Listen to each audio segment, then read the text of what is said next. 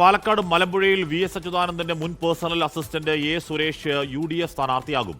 ചർച്ചകൾ തുടരുകയാണെന്നും CPM അനുഭാവികൾ തന്നെ വിളിച്ച് പിന്തുണ നൽകിയെന്നും എ. സുരേഷ് 24നോട് പറഞ്ഞു.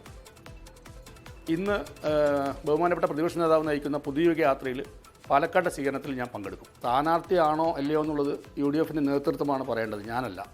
ഞാനൊരു MLA ആവാൻ വേണ്ടി അല്ലെങ്കിൽ ജയിക്കണം അല്ലെങ്കിൽ അത്തരത്തിലൊരു പാർലമെൻ്ററി കാര്യത്തിന് വേണ്ടിയല്ല ഞാൻ ഈ പൊരുതുന്നത്. ഈ പാർട്ടിയുടെ മൂല്യച്യുതിക്കെതിരായിട്ടുള്ള അനേകായിരം ആളുകൾ പോരാടിക്കൊണ്ടിരിക്കുകയാണ്, മാനസികമായും അല്ലാതെയും.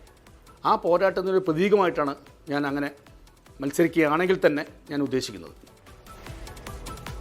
പാർട്ടിയിൽ തിരികെ എത്തുന്നതിന് 100 തവണ അപ്പീൽ നൽകിയിട്ടും കാര്യമില്ലെന്ന് MV ഗോവിന്ദന്റെ പരാമർശം വേദനിപ്പിച്ചുവെന്നും എ. സുരേഷ് പറഞ്ഞു. ഇന്ന് വൈകിട്ട് പാലക്കാട് പ്രതിപക്ഷ നേതാവ് VD സതീശന്റെ പുതുയുഗ യാത്രയിൽ എ. സുരേഷ് പങ്കെടുക്കും. ന്യൂസ് ഡെസ്കിൽ നിന്നും തനേഷ് തമ്പി ചേരുന്നു. തനേഷ്, UDF സ്ഥാനാർത്ഥിയാവണോ മലമ്പുഴയിൽ മത്സരിക്കണോ എന്നേതെങ്കിലും തരത്തിലുള്ള കൺഫ്യൂഷനിൽ സുരേഷ് നിൽക്കുകയായിരുന്നെങ്കിൽ ഇന്നലത്തെ MV ഗോവിന്ദന്റെ ആ തള്ളിപ്പറയൽ പൂർണ്ണമായ നിരാകരണം ആ കൺഫ്യൂഷൻ മാറ്റിയിട്ടുണ്ടാകണം. തനേഷ്.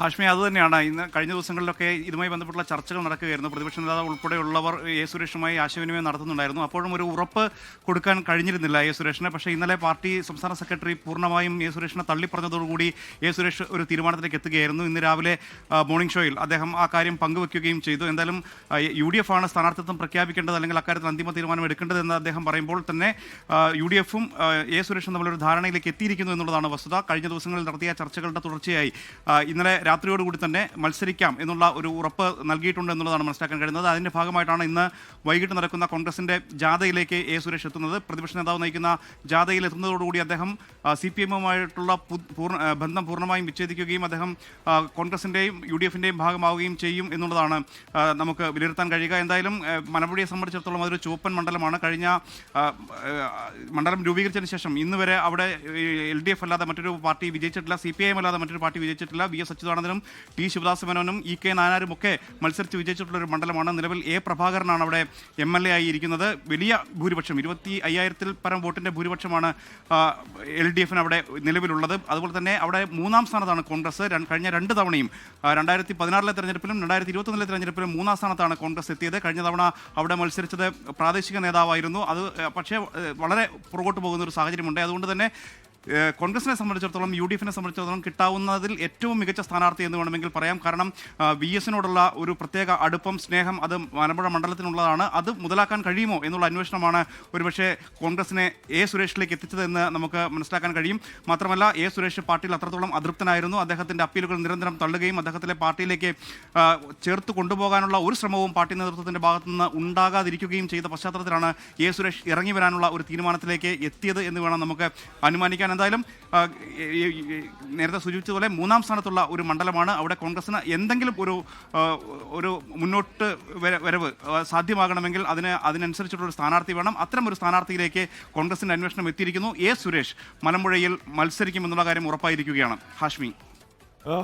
തനേഷ്, എ. സുരേഷ് നേരത്തെ നമ്മുടെ കുറേ നാളുകൾക്ക് മുന്നെയാണ്, ഒരു 2 വർഷങ്ങളായിട്ടുണ്ടാവണം, നമ്മുടെ ജനകീയ കോടതിയിൽ സുരേഷ് അന്ന് വരുന്നു. അന്നും എ. സുരേഷ് പറഞ്ഞ വേദന, തന്നെ പാർട്ടിയിലേക്ക് മടങ്ങി വരാനാവാത്ത വേദന പങ്കുവെക്കുകയായിരുന്നു. എന്തു കുറ്റത്തിനാണ് തന്നെ പുറത്താക്കിയത് എന്ന കാര്യം മനസ്സിലാവായ്മയുടെ വേദന പറയുകയായിരുന്നു. തൻ്റെ കൂടെ നടപടി സ്വീകരിച്ചവരെ അകത്തേക്ക് എടുക്കുമ്പോഴും തന്നെ മാത്രം എന്തിനാണ് ഇങ്ങനെ അയിത്തം കാണിച്ച് അകറ്റി നിർത്തിയിരിക്കുന്നത് എന്ന ചോദ്യമൊക്കെ ചോദിക്കുന്നവരുന്നു. അപ്പോഴൊക്കെ സുരേഷ് തിരികെ പാർട്ടിയിലേക്ക് പോകാനുള്ള ശ്രമങ്ങൾ ഏതാണ്ട് എല്ലാ ദിവസം എന്നോണം അല്ലെങ്കിൽ എല്ലാ മാസം എന്നോണം ചെയ്തുകൊണ്ടേയിരിക്കുകയുമായിരുന്നു. അപ്പോൾ പ്രേംകുമാറുമായി അനുനയ നീക്കങ്ങൾ നടത്തുമ്പോഴും സുരേഷുമായി VSന്റെ അത്രയും ഒരു മനസാക്ഷി സൂക്ഷിപ്പുകാർ എന്നൊക്കെ പറയാവുന്ന രീതിയിൽ അടുത്ത് നിന്ന് സുരേഷുമായി ഏതെങ്കിലും തരത്തിൽ ചർച്ച വേണ്ട എന്ന് CPM തീരുമാനിക്കുന്നത് എന്തുകൊണ്ടാണ്? അനുനയമേ വേണ്ട എന്നാലോചിക്കുന്നത് എന്തുകൊണ്ടാണ്?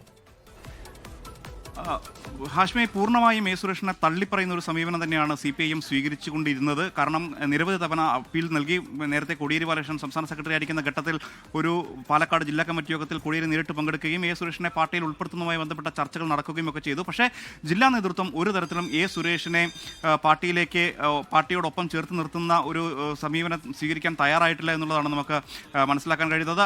അത്തരത്തിൽ എ. സുരേഷ് വേണ്ട പാർട്ടിക്ക് എന്നുള്ള നിലപാട് തന്നെയാണ്. അതേസമയം അദ്ദേഹം പാർട്ടിയുടെ എല്ലാ പരിപാടികളിലും അദ്ദേഹം പങ്കെടുക്കാറുണ്ടായിരുന്നു. അദ്ദേഹം പാർട്ടിയുടെ പ്രധാനപ്പെട്ട സമ്മേളനങ്ങളിലും മറ്റുമൊക്കെ അദ്ദേഹം കാഴ്ചക്കാരനായി എത്താറുണ്ടായിരുന്നു. അങ്ങനെ പാർട്ടിയോടൊപ്പം തന്നെയാണ് അദ്ദേഹം നിന്നുകൊണ്ടിരുന്നത്. പക്ഷേ നിരന്തരം അദ്ദേഹത്തെ അവഗണിക്കുകയും ഒപ്പം അദ്ദേഹത്തിൻ്റെ അപ്പീലുകൾ തള്ളുകയും ഒക്കെ ചെയ്യുമ്പോൾ സ്വാഭാവികമായും ഉണ്ടാകുന്ന മാനസിക പ്രയാസം അദ്ദേഹത്തിനുണ്ടായിരുന്നു എന്ന് നമുക്ക് അദ്ദേഹം തന്നെ വ്യക്തമാക്കിയിട്ടുണ്ട്. മാത്രമല്ല അദ്ദേഹം കഴിഞ്ഞ ദിവസം പ്രതികരിച്ചത് ഈശ്വരവാരുടെ വാക്കുകളാണ്. നിങ്ങൾ എന്തിനാണ് എന്നെ ഈ വെയിലത്ത് നിർത്തിയിരിക്കുന്നത് എന്ന് ചോദിച്ചതുപോലെ, മഴയത്ത് നിർത്തിയിരിക്കുന്നത് ചോദിച്ചതുപോലെ ആണ് തൻ്റെ അവസ്ഥ എന്നുള്ളതാണ് അദ്ദേഹം പറഞ്ഞത്. ആ നിലയിൽ അദ്ദേഹം വലിയ അവഗണന നേരിട്ടു. അദ്ദേഹത്തിനെ ആരും അദ്ദേഹത്തിൻ്റെ പരാതി കേൾക്കാൻ പോലും തയ്യാറാകുന്നില്ല. അതിൽ എന്തെങ്കിലും തരത്തിലുള്ള ഒരു പരിഹാരം കണ്ടെത്താനുള്ള ശ്രമം ഉണ്ടാകുന്നില്ല. അങ്ങനെ പൂർണ്ണമായും പാർട്ടിയിൽ നിന്ന് അവഗണിക്കപ്പെട്ടു, തന്നെ ഒഴിവാക്കുകയാണ്, തനിക്കിനി ഒരിക്കലും ആ പാർട്ടിയോട് ചേർന്ന് നിൽക്കാൻ കഴിയില്ല എന്ന പൂർണ്ണമായ ബോധ്യത്തിൻ്റെ അടിസ്ഥാനത്തിലാണ് എ സുരേഷ് ഇത്തരത്തിലുള്ളൊരു തീരുമാനം എടുത്തിരിക്കുന്നത്. കോൺഗ്രസിനും അത് ഈ ഘട്ടത്തിൽ ആവശ്യമായിരുന്നു. കാരണം മലമ്പുഴയിലേക്ക് ഉചിതമായ ഒരു സ്ഥാനാർത്ഥിയെ കണ്ടെത്തുക എന്നുള്ളത് കോൺഗ്രസിനെ സംബന്ധിച്ചിടത്തോളം വലിയ പ്രയാസമുള്ള ഒരു കാര്യമായിരുന്നു. പ്രാദേശിക നേതാക്കളെ പരീക്ഷിച്ചു, വലിയ നേതാക്കളെ പരീക്ഷിച്ചു. അപ്പോഴൊന്നും മലമ്പുഴയുടെ ഇടതു സ്വഭാവത്തിന് ഒരിളക്കവും ഉണ്ടായിട്ടില്ല. അപ്പോൾ വി എസ് എന്ന് പറയുന്ന ആ വികാരം അത് ആ മലമ്പുഴ മണ്ഡലത്തിലുള്ളതാണ്. വി എസിനോടുള്ള സ്നേഹം മലമ്പുഴ മണ്ഡലത്തിലെ വോട്ടർമാർക്കുള്ളതാണ്. അതിൽ കുറച്ചെങ്കിലും മുതലെടുക്കാൻ കഴിഞ്ഞാൽ കോൺഗ്രസിന് കുറച്ചുകൂടി മുന്നോട്ട് വരാൻ കഴിയും എന്നുള്ള ഒരു പ്രതീക്ഷയാണ് വെച്ചു പുലർത്തുന്നത്. അതിൻ്റെ അടിസ്ഥാനത്തിലാണ് കഴിഞ്ഞ കുറേ നാളുകളായി എ സുരേഷുമായി ബന്ധപ്പെട്ടുള്ള ചർച്ചകൾ നടക്കുന്നത്. അദ്ദേഹം തട്ടിലുള്ള നേതാക്കൾ എ സുരേഷുമായി സംസാരിച്ചിരുന്നു. അപ്പോഴൊന്നും കൈകൊടുക്കാൻ തയ്യാറായിരുന്നില്ല. നേരത്തെ ഹാഷ്മി സൂചിപ്പിച്ചതുപോലെ തന്നെ ഇന്നലെ എം വി ഗോവിന്ദൻ്റെ വാർത്താ സമ്മേളനം കഴിഞ്ഞതോടുകൂടിയാണ് പൂർണ്ണമായും വിട്ടുപോവുക എന്നുള്ള ഒരു നിലപാടിലേക്ക് എ സുരേഷ് എത്തിയത് എന്ന് വേണം നമുക്ക് അനുമാനിക്കാൻ. ഹാഷ്മി, ലോകത്തെവിടെയായാലും ഏത് സമയത്തും 24 വാർത്തകളും ഓഗ്മെന്റഡ് റിയാലിറ്റി പാക്കേജുകളും എക്സ്പ്ലെയിനറുകളും വിശദമായി കാണാൻ ഞങ്ങളുടെ യൂട്യൂബ് ചാനൽ നിങ്ങൾക്ക് സബ്സ്ക്രൈബ് ചെയ്യാം.